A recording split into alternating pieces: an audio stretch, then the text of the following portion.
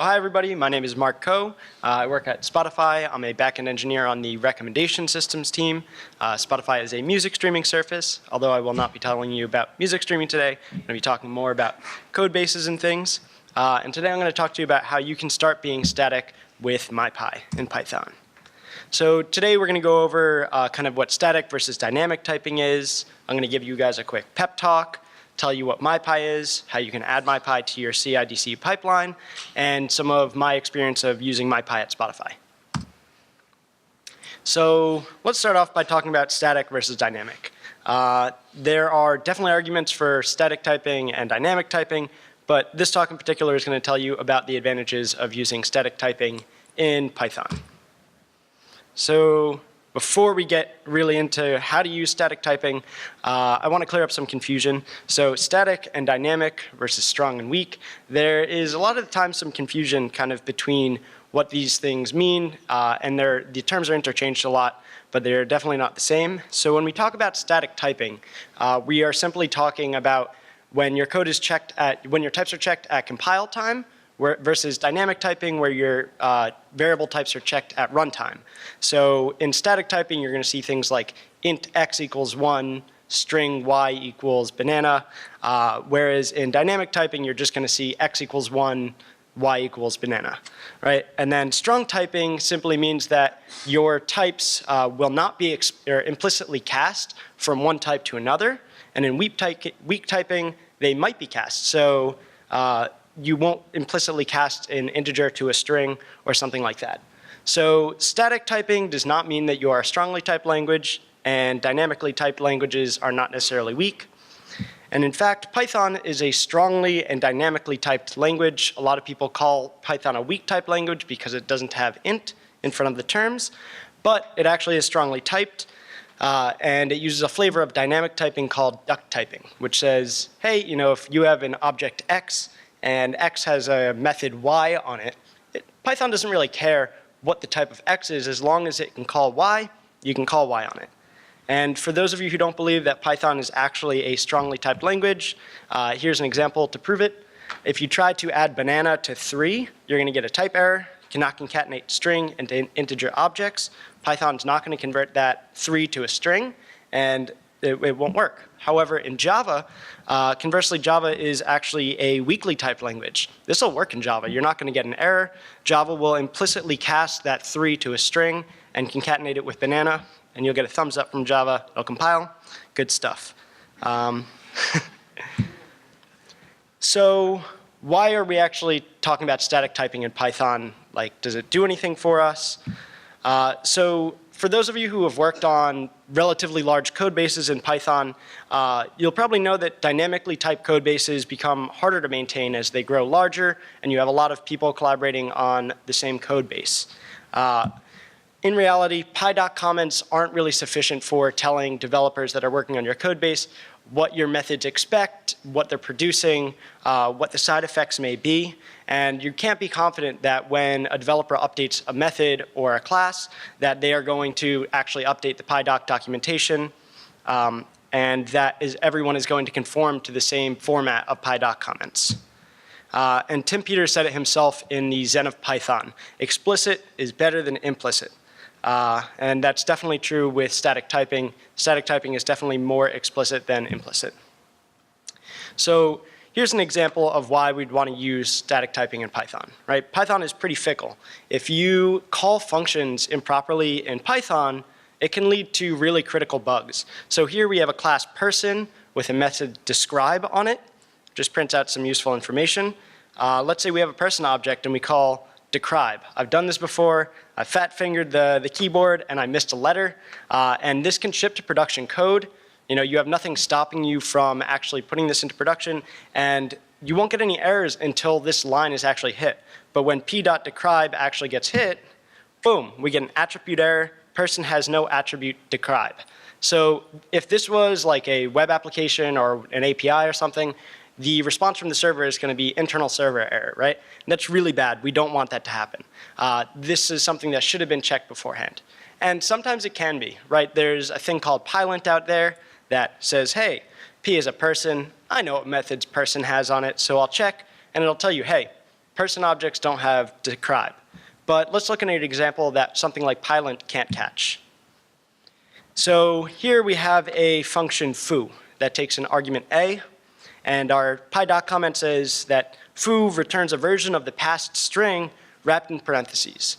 And when we look at this code, it looks a little bit weird. We know that the developer probably meant to put a.strip, which would take out any white space and make the parentheses wrapping really nice, but they messed up, they brain farted and put a.split, which in our case we know will actually return a list of strings. So when you run this in production or and run into this code, you're going to get, boom, type error, must be a string, not a list. And again, this is a fatal error. That's not good. Python is kind of fickle in this way. So I'm going to give you guys a little pep talk. And for those of you who don't know, PEP in this case means Python Enhancement Proposal. And it's how changes get made and approved upon by the Python Software Foundation and the Python open source community to allow changes to make their way into the Python core code base.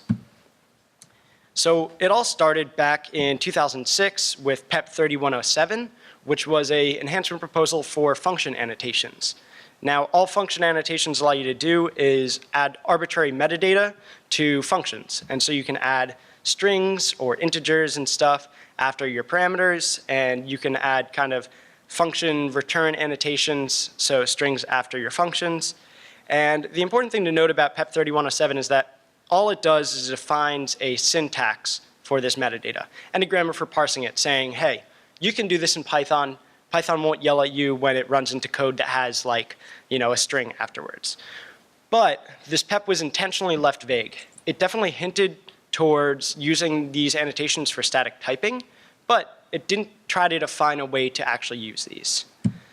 Then we come into PEP 484, introduced by Guido van Rossum, our benevolent dictator for life. Long live he. And PEP 484 introduces a way to perform gradual static typing and type checking using the function annotation syntax provided by PEP 3107. So one thing that it is important that it outlines is that this type checking is going to happen offline and voluntarily. So Guido here is not trying to change how we use Python. He's not trying to make it an enforced static typed language, but he's saying, hey, here's a way that we can perform static type checking in a standard way so that we can actually start to build static type checkers. And it looks something like this. So we have a function called greeting. You can say that the attribute that or the parameters that it accepts name is going to be a string, and that this function is going to return a string. So PEP 484 was inspired pretty heavily by a library called MyPy. Now, what is MyPy? MyPy is an optional static type checker for Python. The project is led by Yuka Letasolo, as well as Guido, and a bunch of other people from Dropbox, who Dropbox actually hired Yuka and Guido to work on this thing. So they are kind of sponsoring the project, but it's also being worked on by an open source community. And MyPy will tell you when you're doing bad things with your types. So when you're trying to call a function that accepts a string with an integer, and one thing to note is that it is still in development, right? It's pretty early in its life cycle, but it's come a long way since its foundations. Now, who in this room is using Python 3? God, thank God. Okay. If you don't have your hand raised, my people, the time has come. Python 3 provides a lot of advantages. Unfortunately, MyPy is only for Python, or is designed for Python 3. It will work with Python 2, but you need to run it with Python 3. It's time to change. If you don't understand why it's time to change, come talk to me after the talk. There are many reasons why it provides benefits. So let's talk about how you can actually start using MyPy. So here we have a function fib. It takes a parameter n. And if we look at the code, we can kind of figure out, okay, n is probably, or it expects to be an integer. And I see a yield statement in there, so it's going to return a generator of integers. All right, but I had to read through that function in order to know what it does. So if we use type annotations, we are going to see, hey, n is explicitly an integer, and fib is going to return an iterator of integers. So I don't have to do guesswork. I don't have to read the code. It's right there in the function definition right before me. So here's an example of how we can use this with MyPy. So let's say that we call fib with banana. We can then run MyPy on that file, and MyPy will tell us, hey, argument 1 to fib has an incompatible type string. It expected an int. So it's saying, hey, you called fib with a string, but you said that fib expects an integer, so this is bad, it's not going to work. And that won't work in, or it may not work in production if your code really does expect an integer. So here's another example. Let's say you're calling out to some function that returns a variety of types, maybe a string, maybe an integer, maybe an array. But we know that some func, when called with -10, or whatever we're calling it with in this context, is going to return a string. We can annotate the type of some value with type string in this little comment over here. And so MyPy actually is aware of those, and so when we call fib with some value, it's going to again tell us, hey, you're calling fib with a string, it expects an integer. There's also support for, with PEP 526, that supports a little bit of cleaner variable inline annotations, but that's only supports for 3.6, so this might be better suited for most cases. So let's revisit some of these, the examples that we gave before. Here we have person, we call describe. Now we can use MyPy and it tells us, hey, person has no attribute describe, maybe describe. So it can even try to kind of guess what you actually meant when you fat-fingered the keyboard. And it will, you run this before you deploy your code, and it will tell you that this kind of stuff is happening. The other example that we said before, Pylint and IntelliJ and stuff would not catch, here we have foo. So we are going to need to change this function to include annotations. So we'll update this code to say foo accepts a string, and it returns a string. And well, so before, when we were just using Pylint, Pylint doesn't know what A is if we didn't have an annotation, right? So it doesn't know that when you call a.split, I mean, it could return a string, it doesn't know. So it just kind of gives you the benefit of the doubt and assumes that you know what you're doing. MyPy being explicit will say, okay, well, we know that a string and calling split on a string is going to return a list of strings. So when we call foo with bar, it's going to say, boom, unsupported operand types for string and list. And again, this is caught before you deploy your code, ideally. And so this can give you your, some insight into how your code is going to be dangerous before you actually deploy. So MyPy supports a bunch of built-in types, right? Your classic int, bool, float, string, bytes, etc. But it also provides a new typing library that you can import into your code, and it provides a bunch of new fancy types. So we have something called any, which is just kind of, hey, this function can accept anything. It'll figure out what to do with it. Don't worry too much about it. Or this function returns, if you're being lazy, returns something. I'm going to annotate that this returns something, but I'm not going to tell you what it is. That's up to you to figure out.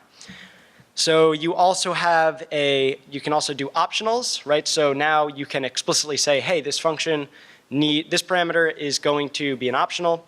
It can either be none or not. And if something's not an optional, right, you say it's a string, it's going to be a string. You will not be able to call it with none. So you know whether or not you actually need to check for that none case. You can also do lists and lists of specific types. You can provide the types for your dictionary keys as well as values, iterables, sequences. You can do union and say, hey, this function accepts a string or an integer or an array of bytes. You can use tuples and type your tuples. So if you have a function that expects a tuple with an integer and then a string, and you try to pass it a string and then an integer, it's going to yell at you. It's going to say, hey, this tuple is wrong. Go fix it. You done messed up. So you can also annotate your functions that don't return. If you expect that a function will always raise an exception, MyPy will do the check to tell you that it does in fact not raise an exception. Any strings, MyPy supports generic types. You can also wrap your types in single quotes for forward declaration.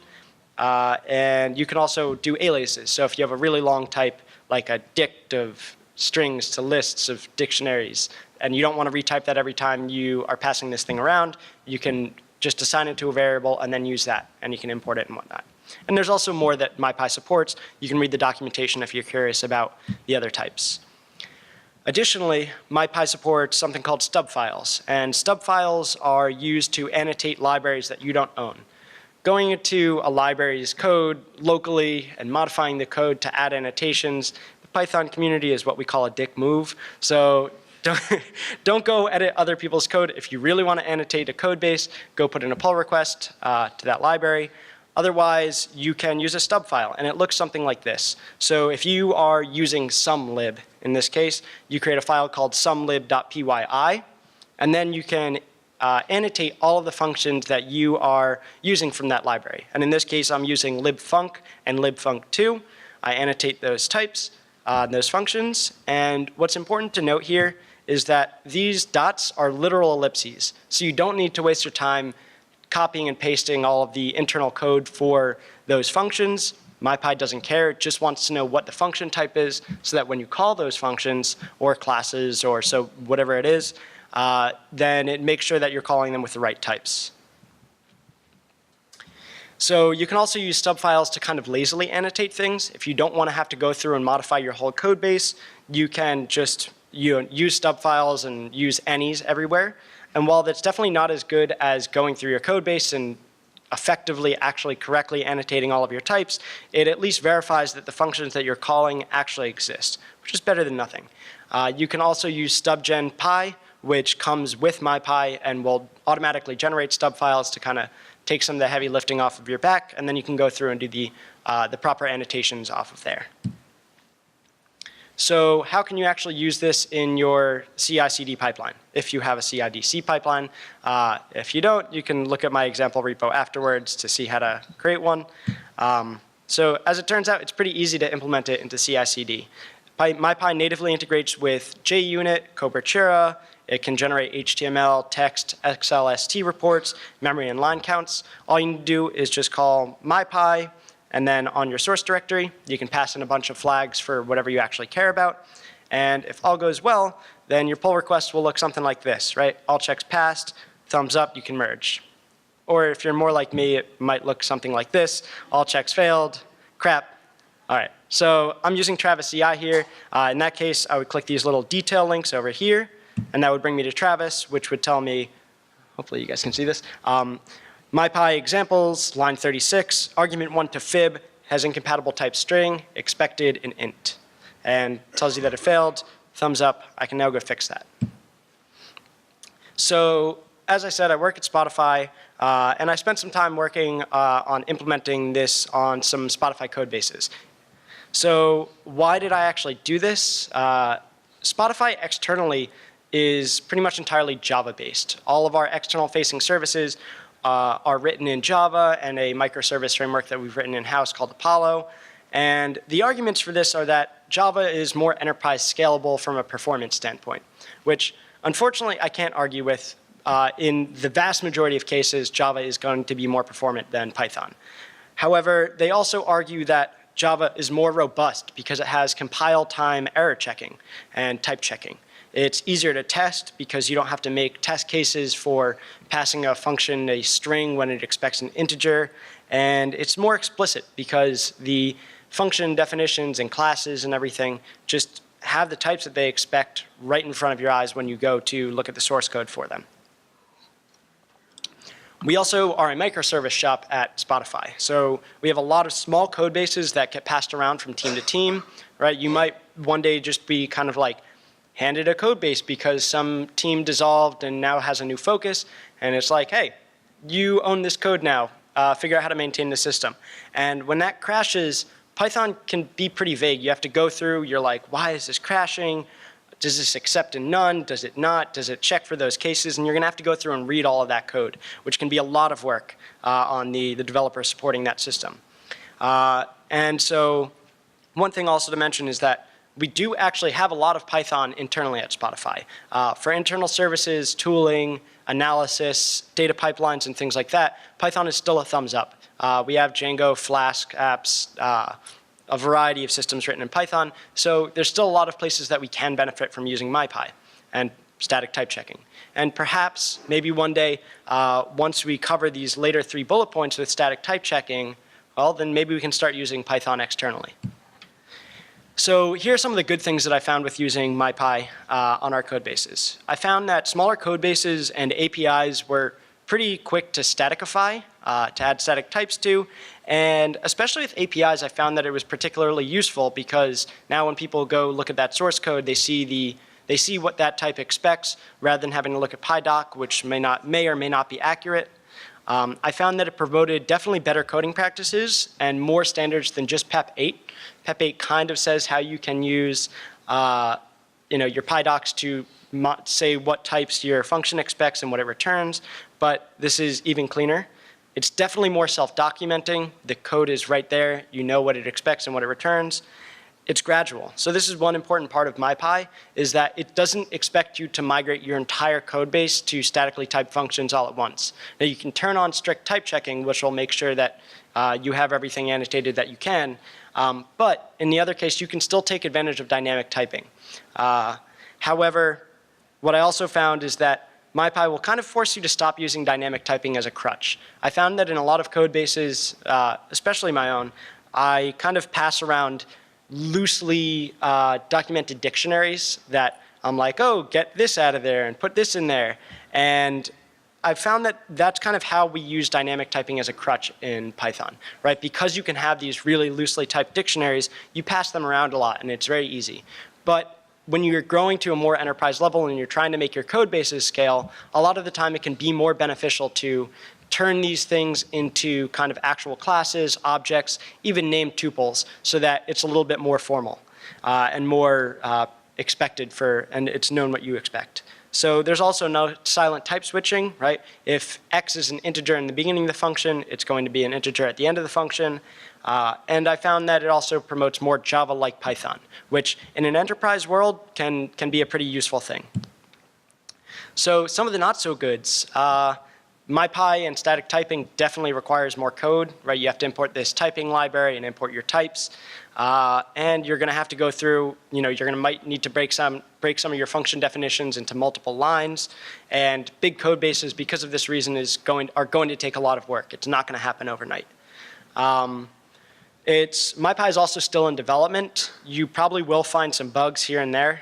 You should report them to MyPy if you have the time or are able to recreate them in a kind of isolated environment. But if you need a quick workaround, you can always just throw type ignore on your type checker, and if you're using strict typing, and you can avoid that bug. The MyPy also might force you to refactor your code. As I said, a lot of the time you kind of use dynamic typing in Python as a crutch, so it may force you to, I think in the end, make your code bases a little bit better and more robust by extracting your code out to classes and abstracting it to kind of more object-oriented methods.